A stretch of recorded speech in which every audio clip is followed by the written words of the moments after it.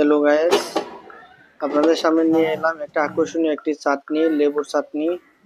এটা খাইতে খুবই সুস্বাদু। দেখতে পাচ্ছেন কিছু লেবু নিয়ে সেটাকে পিস পিস করা হচ্ছে।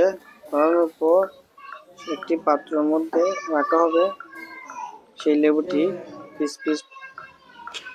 দেখতে পাচ্ছেন সেই লেবুটি আমি রাখতেছি পাত্রের মধ্যে। তারপর দেখবেন আমি কিছু শুকনা ভাজা মরিচ ধরে নিব। তারপর মরিচটি ডলা শেষ হলে এই লেবুটির উপরে দেওয়া হবে।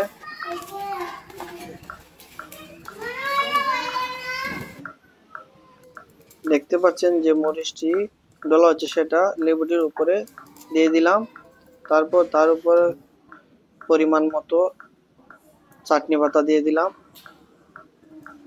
এরপরে পরিমাণ মতো শুকনা পাউডার লাল মরিচ দিয়ে দিলাম, সেটা সুস্বাদু বানানোর জন্য। সাথে কিছু লবণ পরিমাণ মতো দিয়ে দিলাম, সেটা খাইতে খুবই সুস্বাদু। তারপর ডলে নিলাম। ডলার পর দেখতে পাচ্ছেন ছোট বাচ্চারা আমার পাশে এসে সেটা খাওয়ার জন্য উপভোগ করতেছে। সেটা ইচ্ছা করলে আপনারাও বানাইতে পারেন, সেটা খুবই সুস্বাদু একটি রেসিপি।